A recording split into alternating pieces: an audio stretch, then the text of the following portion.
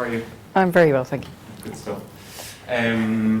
So, going to jump right into it. You studied computer science, data science. Computer science, Trinity College, class of '86. 86. Okay. There. I didn't want to say it. I didn't want to say it. What did it mean to you, computer science at the time, and why did you choose it? Okay, well, that's actually probably my best story, possibly. I'm from Mayo, west coast of Ireland, and when I did my leaving cert, I'd never seen a computer. Like, it was 1982 when I did my leaving cert. So my criteria for going to college was I wanted to go to Trinity College, and my parents said, of course you can go to college, you can go to Galway. So I took the college syllabuses and I found courses that were only available in Trinity College. I knew I wanted to do something mathematical. I mean, maths was my thing, so I wanted to do engineering or something like that. And I found a course in Trinity called computer science. It didn't exist anywhere else. And I told this giant, my mum is going to hear this now, but anyway, I went back to my parents and I said, Sister Eileen thinks I should study computer science. Sister Eileen being the career guidance teacher in my school. And that's how I ended up studying computer science. Picking it off a page, literally. Okay, so why did you keep studying computer science, right? Because that's a good way to get in the door and get out Because of you don't Mayo. drop out of college in 1986. Actually, I loved it. I actually did really enjoy it. But I literally, now, showing up in a computer science degree, having never seen a computer, I was not the only person back then. I mean, it really was new. Schools were only getting them. I mean, most of you here probably think I'm crazy. I see a few heads nodding, right? It was just a different era. What did you get a sense as you went through the 4 years of then what you might actually do with a computer science degree from Trinity College? You were going to go back to Mayo at some stage unless you wanted to do something with a computer science degree. Oh, it's never going back to Mayo. I mean, absolutely. Was never planning to, have an education and move back. I always wanted to travel. I always wanted to, see the world. I didn't really know what I wanted to do, but I had an adventurous kind of personality, I suppose. But no, did I love computer science? My first job as a programmer lasted about a month, and they promoted me to be the project manager. And that was my last coding job, pretty much. So I wasn't actually a natural techie, particularly. I liked what you could get with computers, but the type of programming jobs that are available now, where you're not actually in the binary and having to write every piece of code going, right? It's actually quite interesting now. And I went back to coding when I set up Chasing Returns. That was the first time I'd written code in probably 20 years. Oh, okay. How did you take that jump then from surviving 1 month in a job? It was the same company. Code? So that was so. Oh yeah, I know. The company promoted me. Okay. They put me in charge of all the graduates. You figure out how to make them all work together. And so I literally fell into being a project manager. But was that was the move to New York? No. No, sorry. So my very first job out of college. How did you jump then from that poor fit? So my first job out of college was with a company called Data General, right? Who at the time was a competitor to DEC Digital, right? It didn't survive, but it was around for, it was quite a big company back then. And it was in Cambridge in the UK. So I went off to Cambridge in the UK, took the job, realized, what am I doing? Writing code for a computer company. I have no interest in computers. And I knew whatever I was going to do, my end customer couldn't be another computer company. I was interested in numbers, I was interested in maths. And so when I was in that job, I decided to look at banking. And so I switched within a year and joined Jpmorgan in London. Why? With all the things that you could have done at that point, right? I mean, like, even in the 80s, a computer science degree from Trinity probably had a bit of cachet. Why did you decide that banking was the place to go? I suppose, for me, it was just about finance was interesting. I didn't have any deep and meaningful looking across all the verticals. I just knew computer science, computer science was my base. Managing people appeared to be my thing. I quite like that, right? Interfacing with developers, but also working towards something. And the something to me had to be something in maths. So banking kind of fell into, it just became the thing to look at, right? And then the investment banks in London had these amazing graduate programs. Okay. Now, I didn't really overthink that. I was like, I don't want to be in Cambridge, I want to be in London. And there's banks and they have graduate programs, and one of them offered me a really good position, Jpmorgan, which is how I ended up in Jpmorgan in London. So the pieces of that I'm hearing is that, you know, it's like working with people, but using some piece of the science and the maths to fix the problems that you see. Did you think at that point about, like, you know, where that might take you within the world? Like, you know, did you have no, you didn't, like, no. you I don't really ever. I just find the way I am. It's like, okay, there's an opportunity. I'm going to do that. I don't really overthink. You know, I'm not one of these amazing planners that I sit down and go, I could be one of 20 things. Let me build a spreadsheet. Let me figure that out. I'm just not like that. So opportunity came up. It felt right. I'm very intuitive. I wanted to be in London. Wanted to be in banking. Got a job with one of the best banks at the time, who was considered to be Jpmorgan, and jumped at it. So, and I loved it from the first day. Talk about deciding then to stay with them and then move into New York, and then move from, you know, a role still on the technology side to moving much more onto the trading side of things. So yeah, so I think I was about maybe 2 years in London, definitely a year anyway. And I ended up working for a trading desk that was New York based. And so every 3 or 4 months, I'd nip over to New York for a week, the standard, go over, meet the traders, do whatever. And then one Friday, my boss called me into his office and he said, will you go to New York? In fact, it wasn't a Friday. I got asked, would I go to New York for 3 months? And I said, yes, absolutely. Didn't think about it. Of course, I'll go to New York for 3 months. And then my last Friday in the office, my boss called me in and he said, there's been a bit of a change in plan. Will you go for 3 years? And I said, can I think about it? And he said, yeah, you can think about it and let me know before the end of the day. Right? And it was like 2 o'clock on a Friday. But I was, to put it in perspective, I was maybe 24 or 25. So I didn't have family or any of that kind of stuff, right?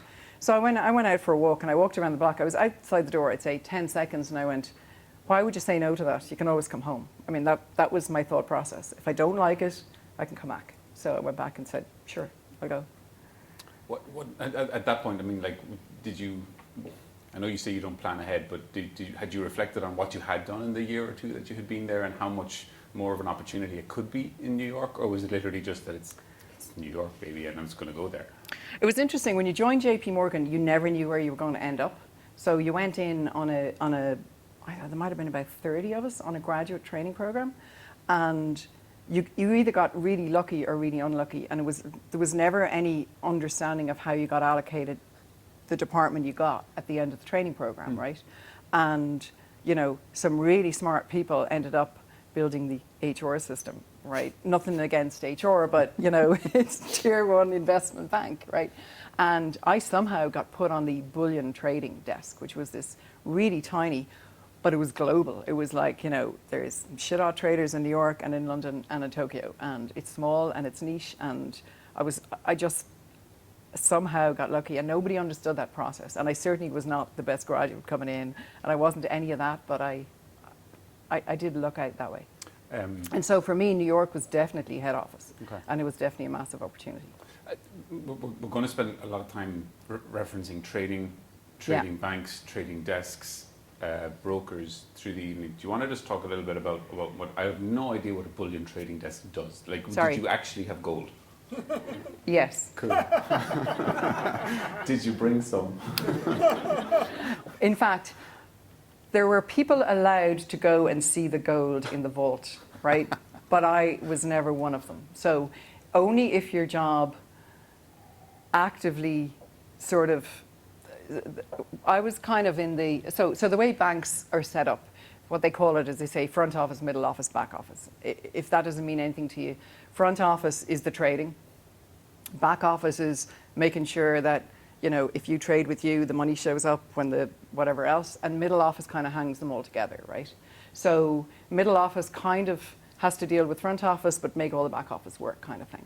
So some of the most senior people in the middle office who had to really understand that some young fella, and it wasn't very automated back then, needed to know about the assay code on a gold bullion bar kind of thing. They were given tours, right? But it was very, very few people, because we didn't even know where it was, right? Where was the vault, where was it kept, right? And this was like the trading floor in Jpmorgan, right? If you go to Wall Street, the building is still there, right? There was an atrium that was maybe 8 stories high, because the trading floor couldn't be on the ground floor.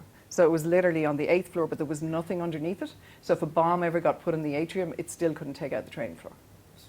So security was always a massive, massive thing. So which of those bits, front, middle, and back, did you end up doing? You were when you said bullion trading desk. You're in front there, right? That's so with no. trading. When I went, I wasn't actually. I was kind of in the middle. So the tech kind of went along the sides, right? So the people building the technology were either building front office, building middle office, or building back office. Okay. So I was building front office. So I was much more associated with it, but I still wasn't a real trader. I was, I had access to the traders, but I was building systems for them.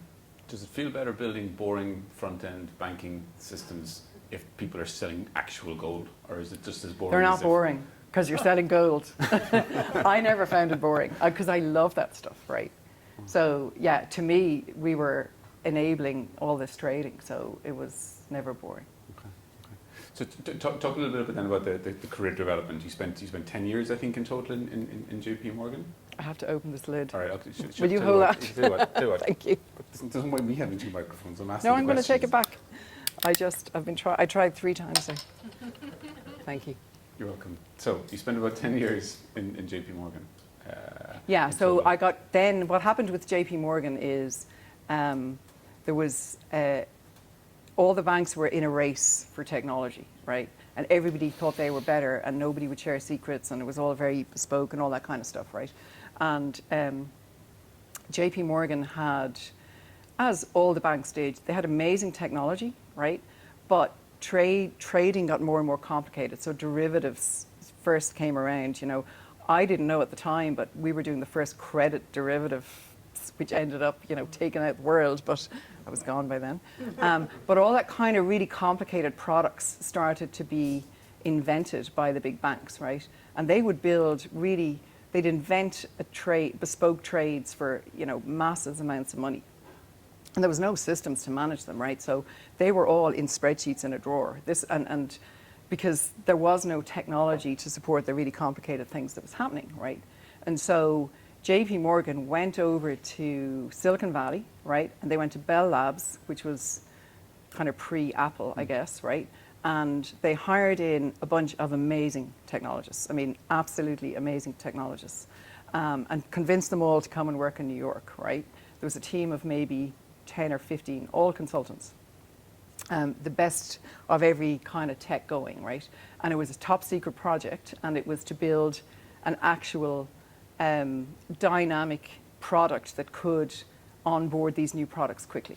Because when a new product got invented in Wall Street, whoever land grabbed the first clients never lost more than half the market. It was really about first to market in a kind of a niche scale, because it's, maybe there was only 1,000 deals ever done kind of thing, but they were massive, massive deals, right? And so, and it ended up with this floor on Wall Street with Next computers, because then they upskilled to Next. There was all this modern technology, right? And I managed to blag a place on that team, right? Which was fascinating, right? And again, couldn't code. I started off as the tester, right? And I was the person who understood the business, because these guys came in, but they knew nothing about what the actual business was about. So they were amazing technologists, but they didn't know any of the banking terminology or what the structures were or any of that kind of stuff. So I ended up being kind of the analyst and the tester at the same time, kind of thing. What made you decide to want to work with them? Because, you could have been sitting there terrified of these people coming in, because they might just remove the need for you to have a job. But why did you decide to lean in and work with them? So when I first went to New York, I was terrified of everybody. I was young and I wasn't that confident, and you show up over there and everybody's from an Ivy League school, and Americans are really well spoken. They're really, really able to present themselves as unbelievably professional and all the rest. And I'd say I didn't speak for the first 6 months. I was like, oh my God, you know, it was quite intimidating at the beginning. But there comes a point when you're like, I know as much as these people, and you have to, you know, my best learning and the best thing I'd say to anybody who's introverted and living in Ireland is go to America. You have to kind of learn to speak up and speak for yourself. And you know, my confidence grew from being around that because I could speak up. By the time that team came in, I was bloody well able to speak up. So not just because that's an important point. Not everybody Yeah. does that, right? Not everybody No. faces that challenge and says, Yeah. you know, I'm going to speak up. I'm going to lean in, right? You know, so. I probably ran away loads, in fairness. But I'm just I only remember the good what happened when you decided not to run away? Like, what was driving you to not run away? Because you had to have, you know, running away from something, or you're running towards something. Yeah, just the opportunity was amazing. Okay. Just amazing opportunity, and it was fun as well. I mean, it was pretty stuffy working there. You know, the dress code and this and the that, right? And a bunch of those guys were like, we're never wearing suits. It was a deal breaker. If you want us to come and work for you, we're not wearing suits, right? And seriously, this is kind of nonsense, right? Jpmorgan made a rule that on the 44th floor, there was a dress down code. Anybody could wear anything they wanted, right? And so the guys could come in their jeans and t-shirts like everybody does today. But back then it wasn't acceptable. So of course I was there going, wear leather shorts, come on, you know. I was loving it, you know, because I was still in my suit because I'm an employee. So, It didn't apply to you? oh God, no. Shit. I didn't mind that, but I was, you know, it was. So at that stage, were you aware that, you know, this organization had a lot of rules and a lot of very solid ways of doing things, and you were trying to get away from that? I wasn't trying to get away from it, but I kind of laughed at the whole thing. I mean, the nonsense of. It was funny because, I mean, there was a lot of really, you know, people were paid really well. So the smartest people would come to work on Wall Street, right? But their busy mate from college worked in the next bank and the next bank. And this idea that we're better than them and, you know, there is no average and all that. Like, at the beginning, I believed the hype, right? There's some weird things. Like, I remember sitting at my desk one day, and I didn't really follow US politics. It was kind of new. It was 3 or 4 months in, didn't even know what was going on. And there was some kind of elections, local elections coming up. And I got a letter on my desk, and I opened it up, and it said, as a JPMorgan employee, here's how you will vote. Here's your letter to write to your local representative. Here's your this, here's your that. And it was for me, it was kind of like, hang on a minute. Is this how it is, right? And then when you talk to my colleagues about it that were Americans, they were like, yeah, this is our company and this is what we do and we support our company. And I was like, really? It's very, very odd. Now, one of the things with being there was a massive expat community. So actually, you know, a bunch of us were sent over from London and Tokyo and Hong Kong and whatever. So there was kind of the international team and everybody else. And so we all learned to have a kind of a healthy disrespect for the kind of culture and the way that it was, you know, there was a lot of expectation as a JPMorgan employee of what you are and what, you know, what you should be. So that plays in well to the desire to work with the team from Silicon Valley, right? Yeah, absolutely. Absolutely, yeah. So was it around the same time that you started maybe getting interested in doing your own trading at that point? No. No, I had no intention even then of ever doing my own trading. Like, you know, like dealers. It was miles after I left banking that I got involved in my own trading. Right. Okay. Yeah. Okay. What were you just not interested at that stage, or just not aware? The kind of trading I was supporting, I mean, there was, you know, $1 billion was a small number. It wasn't anything that you would think about, you know, for your own money. It was just a separate thing. It was running a business, right? And it was, you know, a trading floor in an international bank. So, you know, the smallest client would have been a unicorn today kind of thing, right? So it was just a different, and it wasn't even, you know, it wasn't trading like, you know, I'm going to trade FX today. It was some crazy structured deal that took 6 months to set up, and, you know, even the tech we had, the models might take 2 days to run, and, you know, it was really, really sophisticated, high-end tech. I didn't understand, you know, I had a team of quants doing all the models. And there was 10 of them. They all had PhDs. I mean, everybody was way more qualified than I was. I was just able to speak to the traders, and they weren't necessarily, right? So it never dawned on me that I could trade. I didn't want to be one of their kinds of traders. It was just a different world. What was keeping you there at that stage? So I mean, you know, say there was the appeal of working with the Silicon Valley guys, but you know, you weren't driven massively by getting into trading or doing these massive. But building the structured tech, deals. I was. I mean, So the team I was working with. What about that? Like, what about building that tech was motivating for you? What did you feel you were being challenged by, or what you were learning from that? So I suppose, for starters, now this would be very old, but technology in banks was kind of retro. You know, they were never leading edge. That team was leading edge. So it was, you know, as I said, it was Next Computers, which you probably don't even have heard of, but it was Stephen Jobs' first hardware company. He built his own. It was the predecessor to what became Macs, right? And then they brought in object-oriented programming. So it was all very, very new tech, right? And that was the kind of interesting technology that I did like, right? Because it was about, you know, reuse and libraries, and nothing gets written from scratch. And most of those developers, you know, produce 10 lines of code a day, but they hook together unbelievable stuff. You know, it was almost like another degree to see how really smart people do it. You know, the UX person came from Bell Labs, the database people came, you know, they just really, I think it was the quality of the team. Yeah. Now, I also, when you work for Jpmorgan and they send you abroad, they put you up in an apartment in Manhattan, and they, you know, so we made a lot of money as well. So it was a very highly paid job. Which is nice. Which was lovely. Were you conscious at the time that you were gaining all of these skills around introduction of technology into you know, a retro kind of an industry, or were you just sort of just like, every day is interesting, every day is exciting, and I just want to go in? I wasn't looking past it. I thought I'd probably work for Jpmorgan forever. I didn't really have I'm going to do 5. I didn't have a career plan to say, you know, after this I want to do this and I'm working up to it. I really didn't, because I suppose when you work in big companies, and remember, it was my first real job out of college, because the first one didn't last very long. I just felt, and I moved. You know, I had many jobs. That was the kind of the best one at the end when I joined that project. But there were so many opportunities, and banking was changing so fast. So it just felt like there was constant learning. To me, it's about learning, I guess, and fun and opportunity, and that was all there all the time. So I just stopped. Because New York nearly killed me. I think my liver might have been the one.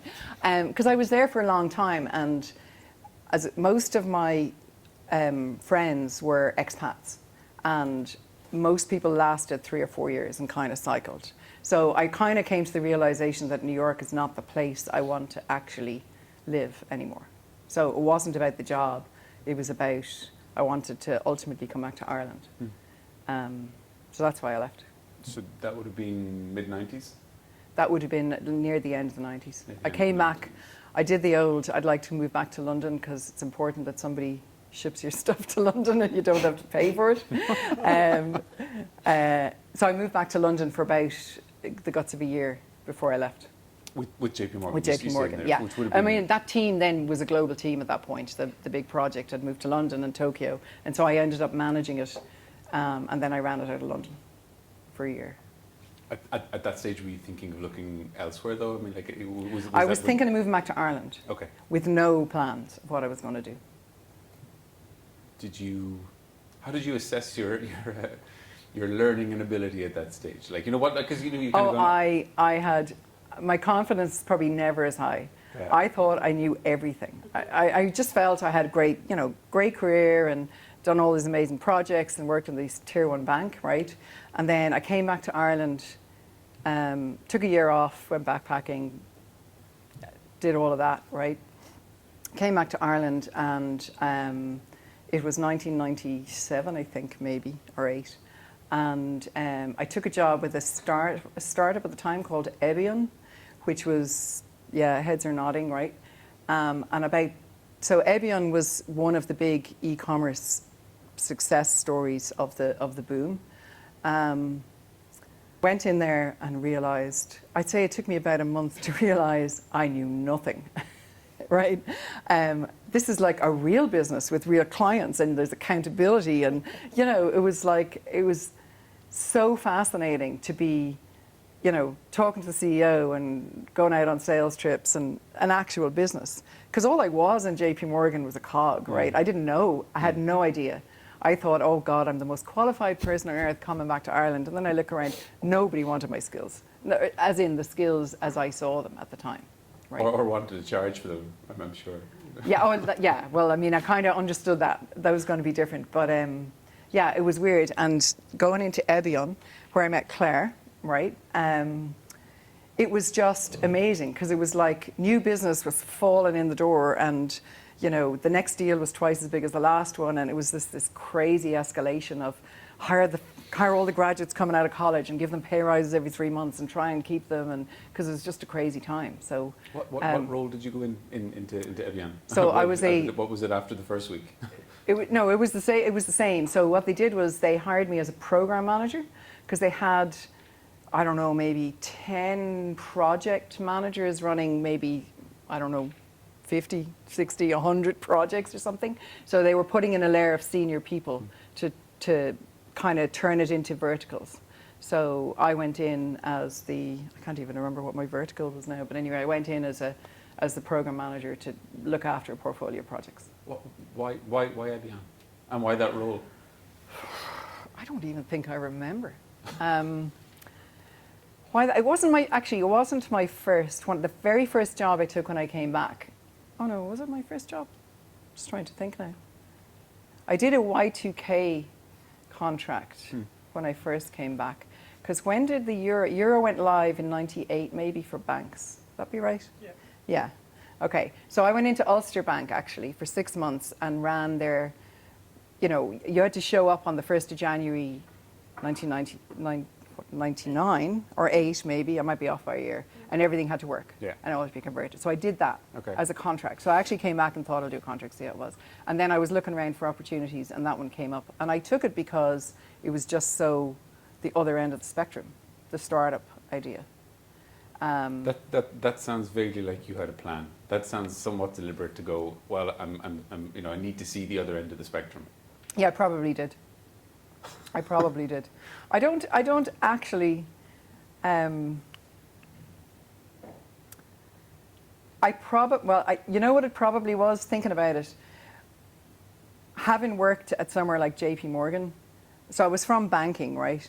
And no offense to anybody here, but I didn't look at the Irish banks and go, hey, I want to work for one of them, right? So I definitely want to do something out of banking, right? Because you can't really go into banking in Ireland after being in banking in New York, or it didn't seem like a good career move. So I was kind of done with that, and I did want to try something new. Okay. But Ebion was just like amazing people, amazing team. Seemed like a good opportunity. But it went tits up, right? And it died in the dot-com crash, right? So and I kind of want to move through that. So because you took that learning, I think, and from that massively growth-focused startup that didn't work out, but you were managing at a growth stage, an incredible frenetic growth stage, and then you ended up working with another couple of those profile of companies. So did you see something at that time, either in yourself or in those companies, that was very compelling, that made you want to? Absolutely. Okay. I absolutely loved the whole concept then of startup and growth phases of companies. I just loved it. Yeah, so what happened was I had my first kid, and I was on maternity leave and due to go back on like the Monday, and Ebion went belly up on the Friday. So it's like, okay, Shane's going to a creche on Monday morning and I have no job to go to. So it was a bit of a shocker. And again, having not had a career plan per se, it's like I loved the idea of startups, right? But now I'm like, now I don't have a job, and there's a complete turn in the market, and Ebion's gone belly up. There's loads of places, right? There wasn't a lot going on. So I ended up out of necessity, because a lot of the people who were in Ebion went on to good jobs in other companies. So I ended up working for a couple of my ex-colleagues as a consultant, and set up a I set up a contracting kind of idea to get myself through the next couple of years. Was it somewhat shocking? I mean, like, to have come from something like Jpmorgan, where like banks don't fail. Jpmorgan doesn't fail. They didn't then. No, No. absolutely believed they didn't fail. Correct. To go to a company that didn't exist all of a sudden. Like, what was your? Was that shocking to you? Very. I mean, like, okay. Well, Really, really shocking. And so, I mean, I did not have the risk appetite for setting up a contracting business. It was completely necessity. I was really uncomfortable. And every time I'd finish a contract... I bet the Irish banks are looking appealing then, right? Well, we went back to them. We'll talk about that in a second. No, they didn't. They never... I was never that... I never wanted a 9-to-5 kind of job. So I didn't ever... Maybe I just never got to that point. But the setting up my own company and having to look for contracts every 6 months, and the fear and I'm never going to get a job again. And if I wanted to take a week off, I'd be afraid until I had a job. And then when you had a job, you couldn't have a week off.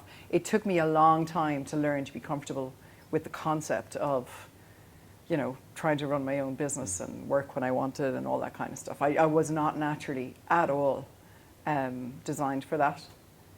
Whereas, the older I just went the opposite to most people. I mean, most people start out taking risk and then they get more conservative. Whereas I started out, thinking I had a job for life, and now, I just kind of seem to have grown the other way somehow.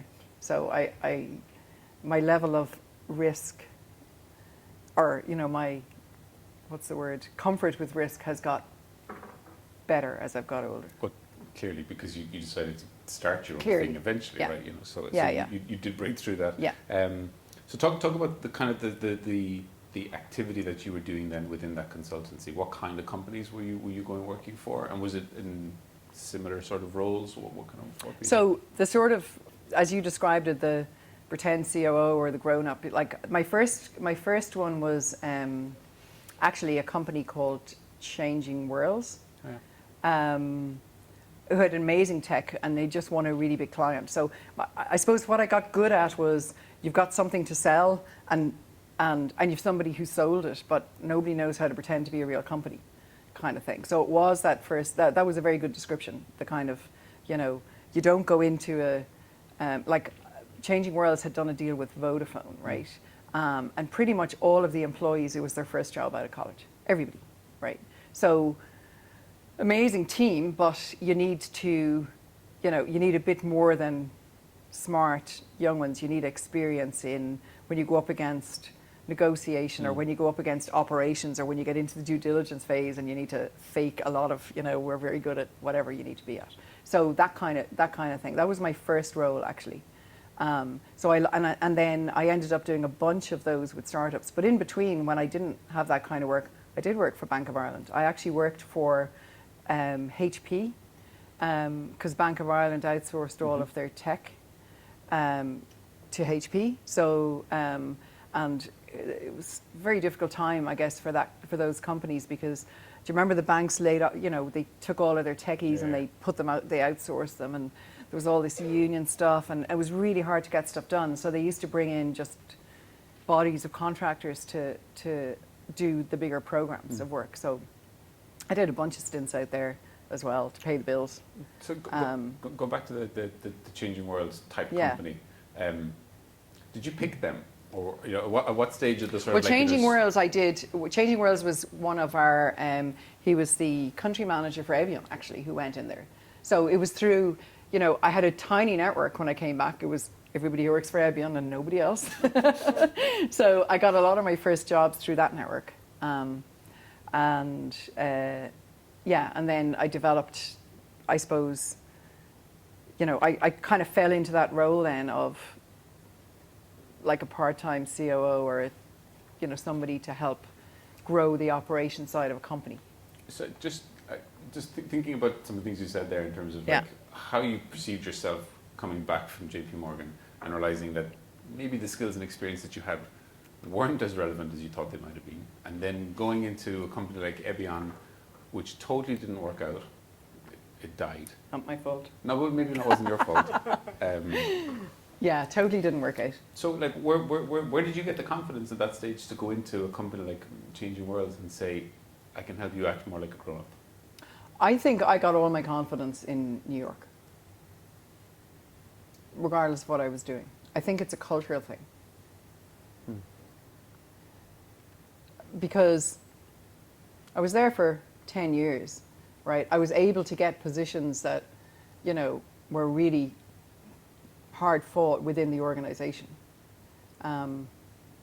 So I would throw myself at whatever was going. So I did have, I don't know, when I came back and, you know, so Evian, I realized I knew nothing, but didn't worry about it. I figured it out. I was okay, you know. I didn't overly stress about it. I just got on with it. I suppose one of the other things that was different then as well about the contracting work into those Changing Worlds, Brightbill type companies is that it's probably one of the first times you were working with founders, with the entrepreneur, the person who was closest to the mission, I suppose. What was that like as a change from Jpmorgan, where you, as you said, you were the cog and you were probably 10,000 cogs away, turns away from founding or and that I loved, to actually watch a founder and understand a vision and watch how different types of founders, you know, made their visions happen. And there's lots of different styles, but I found that fascinating. I mean, I have a huge interest, and even in the business that I have now, which is a huge interest in psychology and how people are and the different types of styles that people kind of have and how they address different things. So I love the variety of working with lots of different startups. I really enjoyed that. Were you able to get to a point then when you were doing that work where you could look at a founder and be able to profile them and say, this isn't going to be a good fit, I'm not going to be able to work in this company because of the founder, regardless of how much they need a chief adult? Yeah, a couple of those. What did you look for? For me, the ones that I wasn't really happy in were ones where I didn't like the culture. And the culture comes from the founder, I feel, particularly in startups. When you're less than 100 people, it really comes from the top. So, so it was company cultures of different, you know, some I really enjoyed and some I didn't. I'm not going to ask you to name names of the ones that you liked and didn't like, but like, how did you tell? I mean, like, you know, because normally, like, you hear founders talking about the importance of culture and they hire for culture and they're all about, you know, got to get to know people and got to get to work with them. But you were coming in, particularly the role that you were coming in, which is the sort of, I'm going to help you represent yourself differently to your customers and to probably your investors as well. Yeah. How did you test for culture? Well, I don't, that's a very interesting question. I think when you're in the role I was in, one of the big parts of the job is hiring, right? And so when you're hiring people into a company, you know, you've people's lives in your hands, right? You're convincing these people, you know, everyone just has to take the risk of the startup, right? But there's certain, you know, if you don't have the right culture and you're in a startup, people can get really badly burnt. So if employees are not number one, then a lot of employees can do quite badly, right?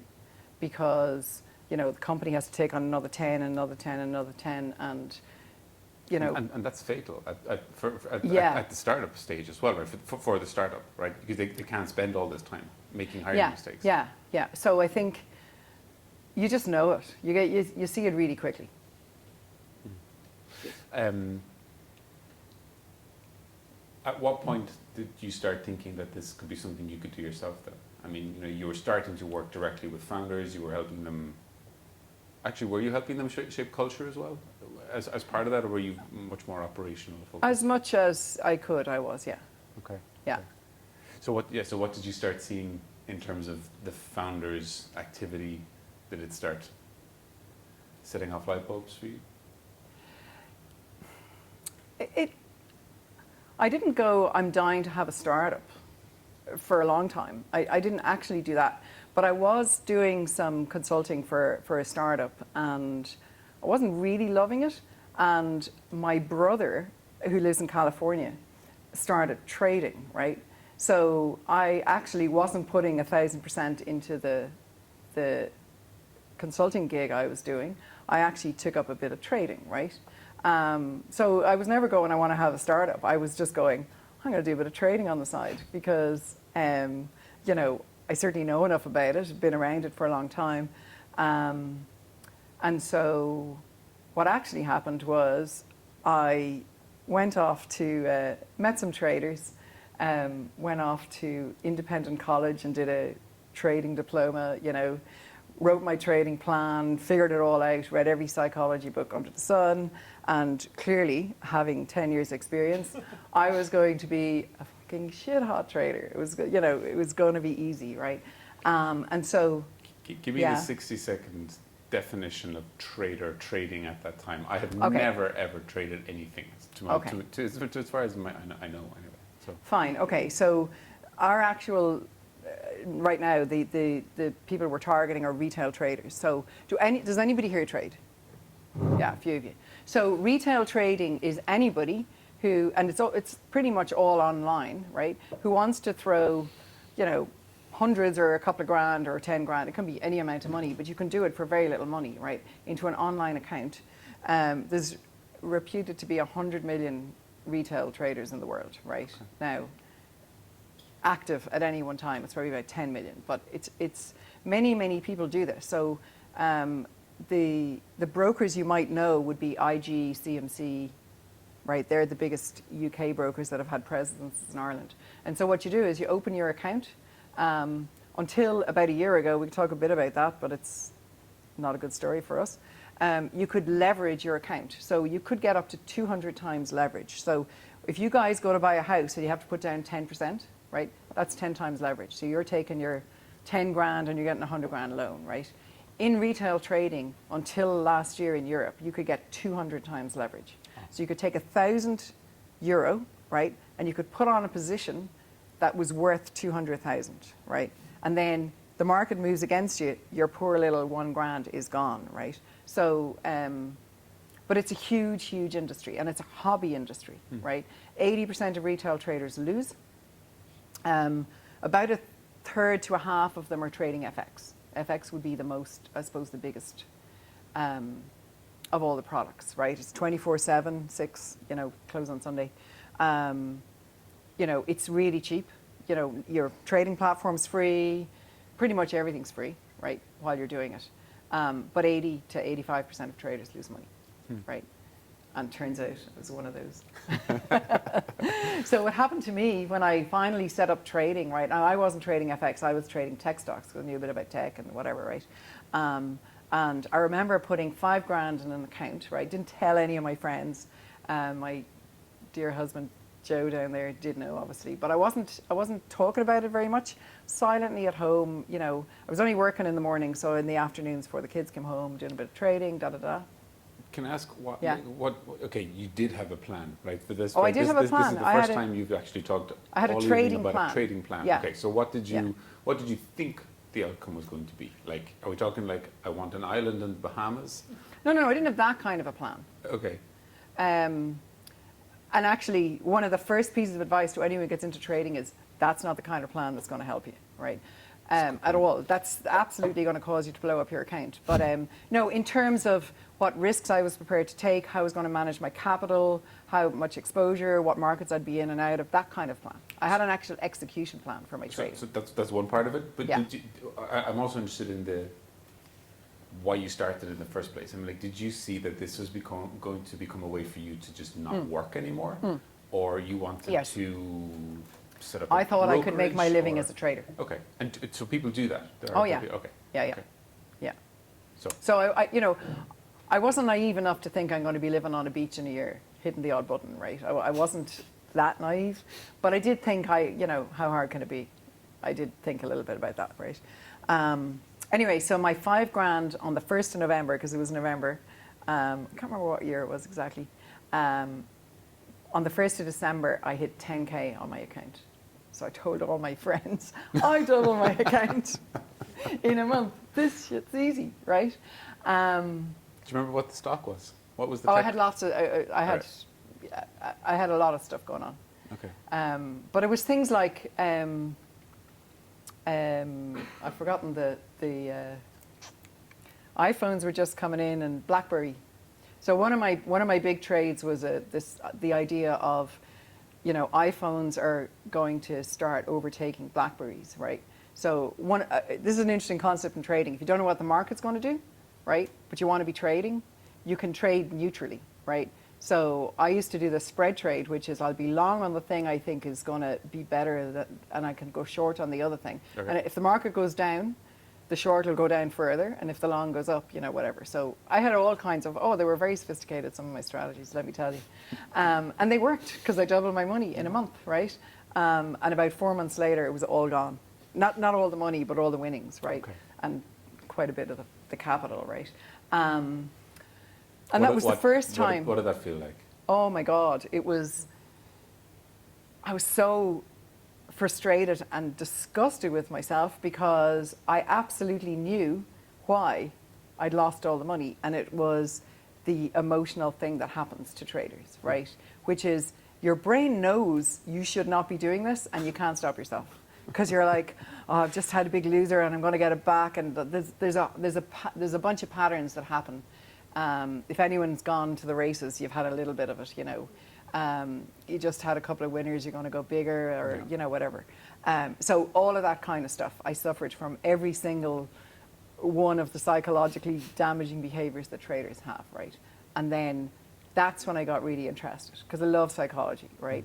And then so what happened was I stopped live trading, and I started to analyze, because you go out and you look for all these trading tools, right, and of which there was very little for retail, but whatever there was, there's all these mathematical models for, you should put X on here and Y on here, but when it came to the psychology, it was like, you should read these books and you shouldn't be emotional. That was kind of it. It was like, gee, that's really helpful, thanks very much, right? So anyway, so out of that came the idea of there's not enough tools to help retail traders, and it was Joe that said to me, well, there's your startup idea, because I never really had one and I didn't really have an aspiration to do it. He was like, go and do something. So it was my husband that encouraged me to give it a go, right? So I quit the contract and sat in a room for 3 months building financial models, learning to code again. That's when I went back to coding, and ended up, doing the old, I need to find traders, found a bunch of global traders, send me their data, ran my middle models on, I think I can predict fear and greed and excess and this and that and the other, and tested a bunch of stuff enough to believe that this was the way to go. If people, not that you can change people from being emotional, but it's that kind of mirror thing, you're being emotional, but if a computer is telling you, it gives you that second, the intuitive system one brain that's going to hit the button versus the, oh, hang on a minute, there's a red light flashing. So what we do is and that's what our technology does, it doesn't try and fix everybody, but it helps curb the excesses. So our traders are more disciplined. They're still only about 60%, and they used to be 44 or something, but they're more disciplined, which means a lot of your really bad trades, we can eliminate some of them, and so we can move you to profitability. That's what we do. There's a heap Sorry there. if I lost you there. No, I'm not lost. Everybody Okay. else okay? Stick with us. The beer's coming soon. There's a load there that I want to unpack, but just before I do that, talk to me about the ambition, right? When you had did that fear and then did that shame, which that's really powerful, right? I never want that to happen to me again, right? I didn't tell the story for a long time. Right, okay. No, okay. I really didn't. This is therapy. It's free. Yeah. What was the ambition there? Was the ambition, I want to stop anybody else from experiencing that because that was an awful experience for me, or I think this is an amazing way to make a shit ton of money, better than actually just being a better trader. Because like you could figure out how to be a better trader and then just keep all the secrets for yourself and trade better and make the money. Yeah. But that's not what you chose to do. So why did you choose the path of building a bloody difficult route of building a startup around the knowledge that you were going to The absolute reason was because I wanted the tech for myself. And I still do. I am going back to trading when I'm finished. That's absolutely what I'm doing. What does finished mean? Finished is like... Yulia, how long more do we have to go? I'd say we're about 20% through our roadmap. in terms of on a product. So it's as in what the product can do, and that'll be the it. products. We have a couple of products now, but we have, they are nowhere as good as I believe some of the stuff we plan to do in the future. I didn't do it. It wasn't I want to start up and I want it to be a unicorn. It was I want the most unbelievable trading psychology tech. Nobody's doing it, and I feel it's an absolute massive hole in this industry, right?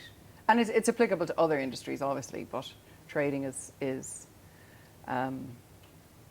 where we started, and retail trading is where we started. But we have a lot of professional traders who use our tech. What if someone comes along tomorrow with the other 80%, another company? I'll use their tech. Liar. It won't happen.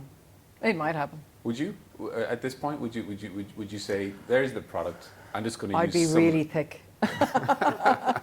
I'd be really upset. Why? So it's not just you want the product to be built. You want to build the product. Yeah, my team, us. Yeah, we've built quite a good reputation in the industry for doing something really cool, and I really don't want to give that up. I just want to keep ahead of anyone who's starting to copy it, which people are now. How do you make money? So traders, because they lose, don't like to pay for anything. So we sell the software to the brokers, which was an incredibly difficult sell, because when you go to a broker and say, just show those 80% how much they're losing and we'll help them get better, and they're like, get out of my office. So Okay, it was talk quite difficult. What's a broker, and what's the relationship with the broker and the trader, and why do they want traders to keep losing? So if you want to trade, you have to get the market prices, and you have to do that through a broker, right? And most of the brokers these days are all online, so you'll apply and open an online account with a broker. Okay. And when you say, I want to buy Apple shares or euro dollar, they will give you the capability to do that. They'll give you the live price you can get, and they will manage that whole thing. Okay. So they're brokers, right? And so the industry for retail had been, and still is to some degree, they call it a burn and churn, right? So if 80% of traders lose, you can imagine that traders don't hang around. The lifetime of a trader is 6 to 9 months on average, and that's probably a lie, but that's what they quote, right? So they were massive acquisition companies. Just fill the pipe, keep them going, have a bonus, get in, and over the last 3 or 4 years, regulation has really putting pressure to stop that, right? You can't have people coming in, giving them this massive leverage. They have no idea what they're doing. Some people blow up on their third trade. All the money's gone, and they had no idea they were as exposed as they were, right? So we have been working in parallel with this regulatory change that's been happening globally, which has forced the brokers to be much, much more about retention. You've got to take the clients you have and you've got to keep them for longer, or you're not going to be able to keep your profits, right? Okay. And so... Is that just because they're getting squeezed on the margin, right? Because they have so much more regulatory... And also the leverage rules have come way down. So that whole 200 you could get last year, you can get 30 now. 30? Yeah, in Europe.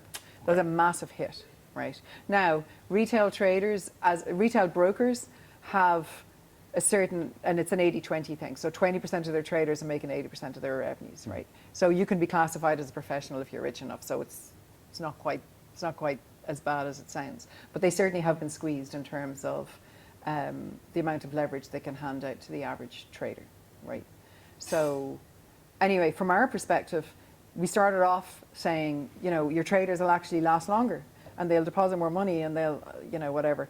And it took us 3 years to get our first really big deal, which was a global deployment. And all along we were telling the story, but we couldn't prove it.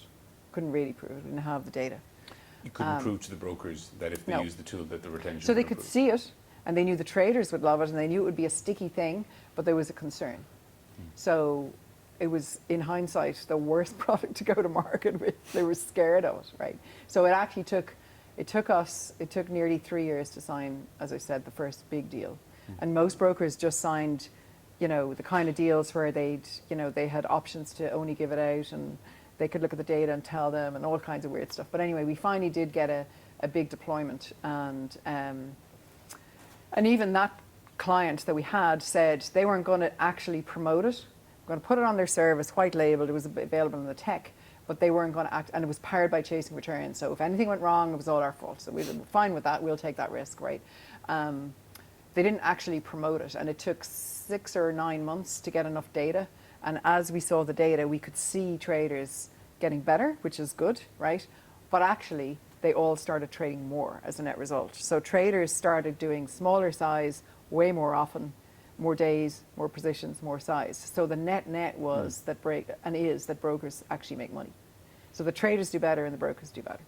So now we're in a good place. In a couple of minutes, I'm going to go over to you guys for some questions. So if you're thinking of questions, put them in the head now. But I have a couple more before we get to that point. I'm going to talk about the brokers more in a second, about how you felt fit, right? Because there's probably loads of different types of brokers representing loads of different types of traders, and why it took 3 years to find the right one.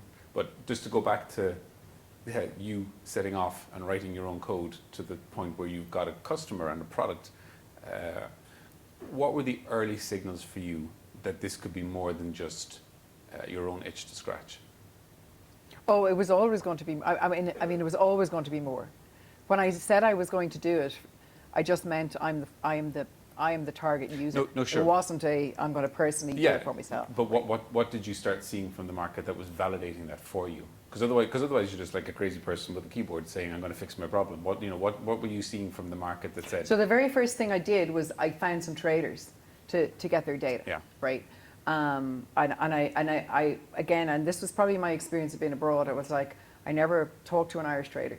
I found some US guy with a blog and I asked him a favor, would he put a little note out, and I'd buy him a beer the next time he was in Ireland, and he put a note out saying if anybody's trading, and one of the things is we need data, and every broker has different tech, so there's all this API stuff, so I picked one technology and said I'll parse data from this technology. So I literally got 20 traders from 20 different countries who email me their data on the promise of a free psychological analysis. But that's because there's like, okay, the technology has efficacy, right? Yeah. We can do what we claim, or you can do what you claim you can do, right? But that's not the same thing as saying this is a business.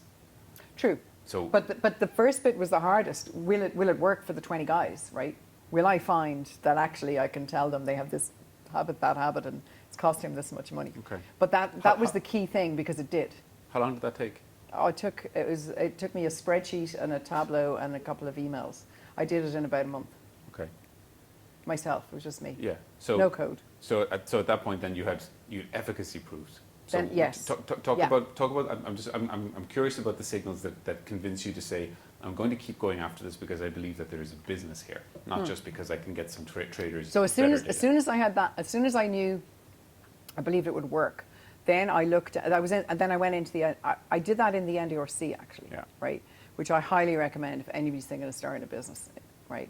And so in the NDRC, it's very much about your go-to-market strategy. And I was sitting there going, well, do I sell it to traders or do I sell it to brokers, right? And I just got to London to meet some brokers. And I talked to a lot of traders, and I realized really you can't sell to traders. I mean, traders are the most expensive to acquire online because they're people with money, right? So a B2C business was never going to work. So I had to figure out how to make it work. And as you said, there's many, many, many types of financial institutions I could have started with. I could have started with hedge funds or prop firms or gone professional, all the rest. But to go to professional, I knew it would take a huge amount of investment to have enough tech to be of professional quality. I knew the smallest MVP could start to add value really quickly on the retail end. So from it's a massive spectrum, and we started at the most simple, FX, spot trading, there's the most of them in the world, and it's really, really simple. So we built for that, and so our target brokers, by definition, were those brokers. Okay. You just said we.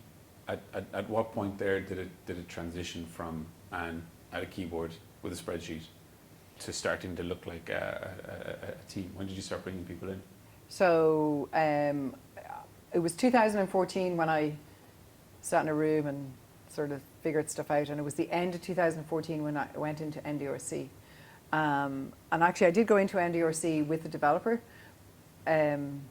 technically two, because they wanted they wanted founders. I think this was somebody wrote this last week, but I was a single founder, and that wasn't cool at the time. So I asked some mates who were between jobs, would they be my co-founders? And one of them actually came in with me for a while, knocked up the website and all the rest. And then it took me,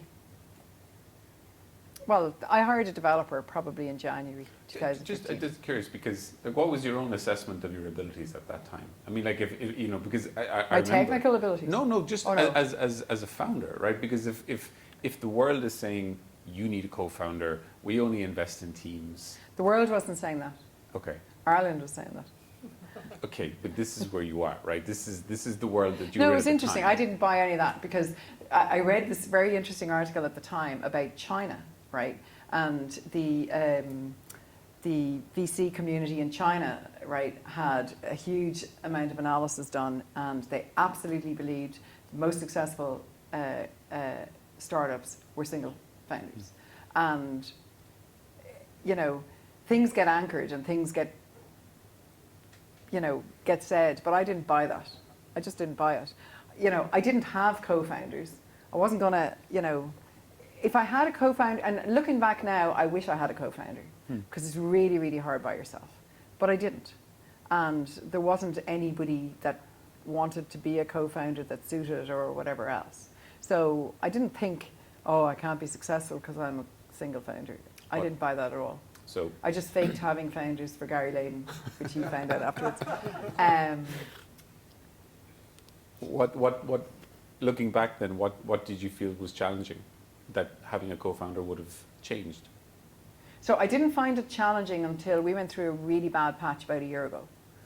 And I think at the beginning, it's almost easier because, you know, there is only one of you, but only 3 people want to talk to you, and you've only got 2 staff, and, you know, it kind of moves a little bit slower by definition because there isn't that much going on. But there was a massive regulatory change happened in our industry last year, and we had an incredible pipeline of deals that all went, we'll be back, right?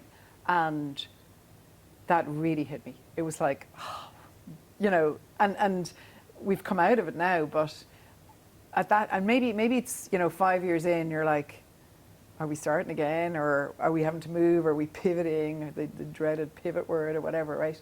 At that point I thought, God, I really wish somebody else was carrying half of this with me. But that was the first time, actually. Maybe I'm more mature now, and it was the naivety at the beginning or something, but I didn't really feel, so I suppose I have a really strong network in Dublin of other startup founders, advisors. I just know a lot of people, and I lean on them a lot. I do lean on people who've been through it before. So I wasn't trying to make it all up myself. You know, I'm very good at asking for help and don't always take the advice, but I didn't feel alone, I think, until something really kind of drastic happened and the pipeline disappeared, and that was like, ooh, this is tough. But again, went out to all my great helpers and got through it. This might sound like an odd way of phrasing this, but what would have taken a year ago when the pipeline fell apart for you to stop? What would have killed it? God, only if I literally didn't have any money to pay my team. Well, I don't know. Maybe if there was if it was completely dead and I couldn't see a way out of it. And I couldn't for a while. It was like it took a good few months to go, what is the path that we continue to grow the business? But I'm pretty realistic, so if there wasn't one, I probably might have called it. I don't know. Everybody thinks they're realistic, though, right? Like everybody will say but that I position. Yeah. So yeah, I don't know. So what did you see? What did you see at that stage when things were falling to shit? That in those bad months when you were. It's the first time I had to let somebody go, which is very hard in a startup. Yeah. And we managed to because most of what happened in the industry was Europe based. And the way trading works, there's Europe, which is huge. There's Asia, which is even bigger, and then the States is quite small, right? It's by far the smallest in terms of retail because they never let crazy leverage happen and all the rest. So a lot of American traders will trade out in other jurisdictions, whatever. But actually, we managed to sign another client. We got a second big deal, which turns out to be US based because they were the only brokers not caught up in all the stuff that's been going on. And we found a path to break even where we didn't have to go and have a down round and take on money when there wasn't great outlook for a while. So we managed to get ourselves into that position. It's interesting that you mentioned the taking on money because you had raised the seed round prior to that, right? Like there was about 2 years ago? Yeah, we raised last year as well. All right, okay. Yeah. Had a couple of funding rounds. Just talk really quickly then about how influential or how important having those, because I know that they weren't VC, right? They were industry money, right? Private, So this is private. So talk about the importance of them being private at that point. You know, what were they saying to you when this regulatory cliff fell on you? Cliffs don't fall on people. You fell off the regulatory cliff. Whatever, yeah. Yeah, I think God only knows how it would have played out if I had a VC on board. I don't know, to be honest. Yeah, so A, my investors are sophisticated, and B, they know the industry. And we all shared the same kind of idea, which is we just need to hang in for a year, you know. So what happened with leverage in Europe happened in Japan about 10 years ago. And it's kind of everybody knows it took between, 15 and 18 months for things to actually just get back to where they were and take off. So we all agreed on it's a tighten down, small team, try and get to, and we just happened to get lucky with one of the clients that we were trying to sell to not being affected by it. So, yeah. Okay. But it was very close call to me not being invited to speak here tonight for a while. I'm going to open up to the floor if there are questions. So Robin, definitely here. Just shout, because it's a small group. How did you work out how your product was going to help these retail traders? Did you bring in a psychologist, or how did you figure out how to help them trade better? No, we didn't really bring in a psychologist. We do have a neuroscience coach who, so I spoke to a lot of trading coaches, right, to help in terms of the product fit and all that kind of thing. And there's quite a famous trading coach. Her name is Denise Shull, and her claim to fame is she helped the scriptwriters on Billions. So the character Wendy is based on Denise Shull, right? So I managed to blag a meeting with her and explain to her what we did in terms of measuring psychology. And she actually gave us data from one of her traders. She coaches hedge fund managers, whatever.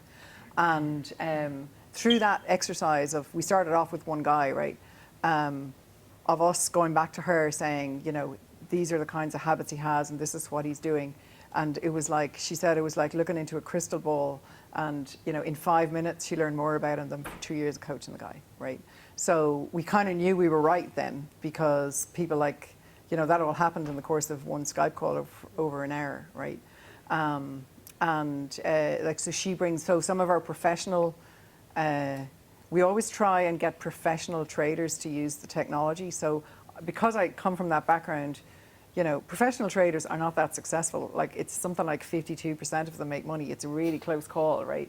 But if you're a professional trader in a bank, you don't even need to make money a lot of the time because they're making so much on fees, or it's offset in some other department or whatever, right? So, but the same skill sets apply, and they have the same biases. So we always use professionals so that we know it works for real. Because actually in retail, you can get people who really have no skills, right? They're just, it's literally like tossing a coin, and we can't actually help them. You just can't, because they're not really invested in learning the skill. So we try and make sure it works for professionals, and then we bring it back down. That's how we kind of do it. It sounds very similar to gambling and addiction. No, I'm serious. Is there an ethical kind of side to this? And what's the difference between a bad retail trader and someone who's addicted to gambling online? So there is traders who are addicted. Yeah. There's this, I'd say, I don't know what the percentage is, and it's a lot smaller because, if you're an addictive gambler, you probably don't have capital, so you're probably betting, Okay. right? Yeah. But it's possible. So there was products invented that were literally targeting gamblers, right? So there was products only banned in the last couple of years. There was products that would show you the price of some stock, and they would go 60 seconds up or down, right? They were called binary options, right? Sophisticated name for gambling, right? And you'd go to these trading conferences and they'd have the prices of the Apple shares here, and they'd have a roulette wheel over here, right? And so a whole bunch of quite bad brokers spun up to literally target gamblers, and because only so many horses run in a day, but the stock market's ticking all the time, right? So regulation has come down really heavily, banned all those kinds of products, right? Now, there is still traders who are just taking a punt, right?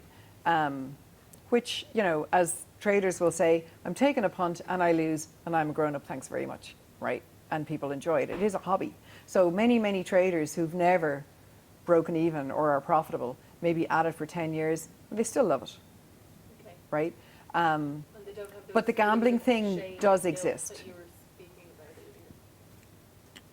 Well, I mean, if you have a bad trade on a Friday afternoon, you're not going to feel the best, right? Yeah. But if the next Friday afternoon you have a good trade, you'll remember that for years. We're programmed to only remember the good stuff, right? So I can ask any trader, what's your best ever trade? And he'll tell you the day, the time, what he was wearing, whatever. What's your worst ever trade? Oh, I don't really remember. And they don't. Okay. We forget the bad stuff, right? And that's part of the problem, right? And if you're running losses, right? Humans are we know now from neuroscience that you become more risk-seeking when you're losing, right? So it's like a double-edged sword. So they have taken capuchin monkeys in, I think it's Stanford that does it, and taught them the basic, the value of a coin and a banana kind of thing. And they can prove that they also suffer from if they have to take a risk, they will take, if there's risk to reward, when they're losing, they'll take bigger risks. We're programmed, right? And our tech is about showing you that and making sure that we're nudging you in the times that, you are now in a place. Like, let's say you've just had 4 losers in a row, and we know statistically that's when you put on a giant trade to make it all back. So now we're able to predict when you get into that situation, or when you start doing trading really fast, or, could be the products you're in, it could be the time of the day, it could be the day of the week, it could be some combination of that. And everybody's different. But yeah, there's some level of those characteristics in some people. And I wonder, are you noticing any correlation in the mental health agenda, which is getting huge exposure these days, and your traders, the psychology of your traders? Yeah. Could you expand a little bit on that if you see any? So very few traders are not practicing some level of mindfulness. It's a huge, so if you look at success in trading, which we know is pretty crap, right? But your success is 10% your strategy. So you're asking me what was my strategy, right? It's 10% your strategy, it's 30% your money management, being smart about your size, and it's 60% your psychology. So as soon as anybody gets into trading, they're hitting the psychology, and they're looking at all of the ways to help try and manage their own ability to stay rational. So all of the tools that are in the mental health space, most traders are using them. So they'd be way above average.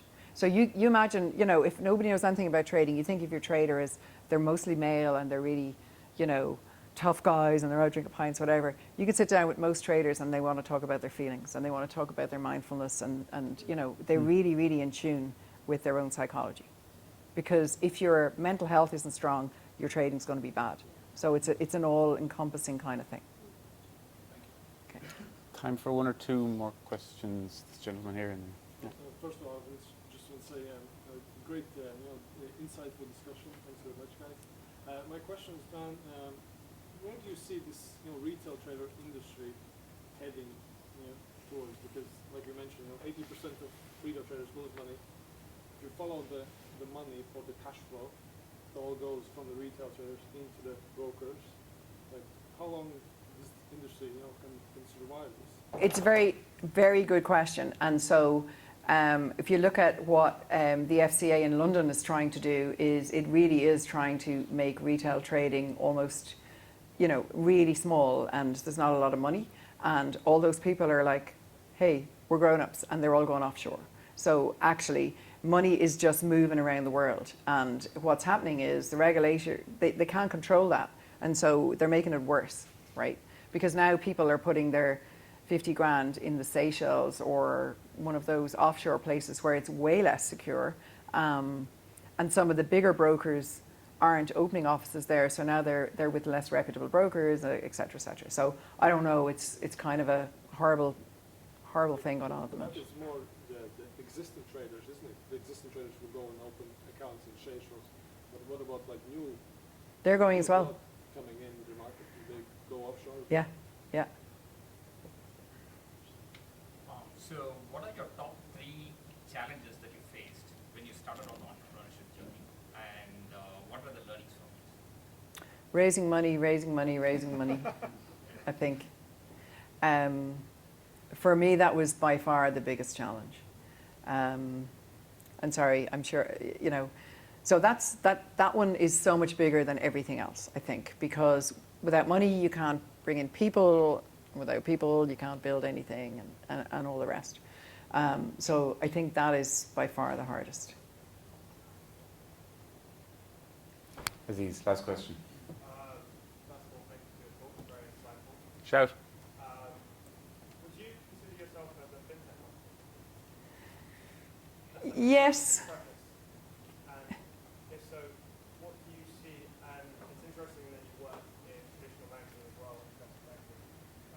What do you see the future of the industry, banking industry looking like, given these smaller tech players who are being very, very innovative in the market? Crystal ball. Yeah, I mean, do I see us? We fit into fintech kind of over on the edge just as much as, retail trading fits over on the edge. So, we're kind of niche. And then I'm not sure I'm that qualified to say what's going to happen in the future. I mean, the whole thing with disruptive fintech, clearly, it's all going to come back to crypto at the end, I think. It's interesting because all of the big players now, everyone said, big banks, they just can't innovate. But they've all got massive innovation hubs, and they're all bringing, like Google does, takes their innovative people who don't want to be in Google and gives them money to go off and do something else. So there's a massive ecosystem both within and outside, I think. So which is good for everyone, So I think the level of control of a small number of players, just like in every other industry, it's all getting evaporated down, and technology is becoming the leading. Everything is tech led, I think. Okay. Thanks, Aziz. Just before we wrap, because we're pretty much out of time. Okay. The pizza's landed. I can smell I it. can smell it. When you introduce yourself as CEO, what do you think people understand from that, and how do you think that's changed for you in the last couple of years? Changed in the last couple of years. As CEO, like you're CEO for like 5 years now. Yeah. Yeah. So when you said I'm the CEO of Chasing Returns 5 years ago, what did it mean, and what does it mean now?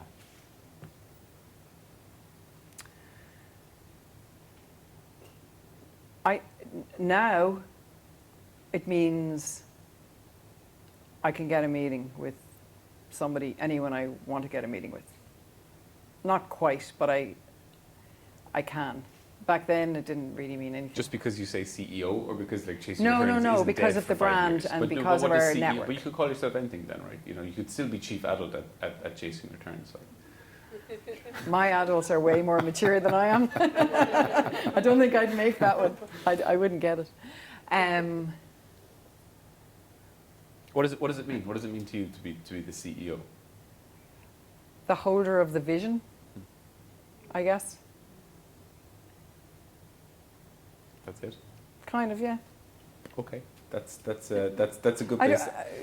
I don't think about that very much, but So okay, okay. Let me ask that a different way. So, Yeah. do you look at other CEOs and say, "Oh, I'd like a little bit of that," no. and I definitely don't want to be that CEO.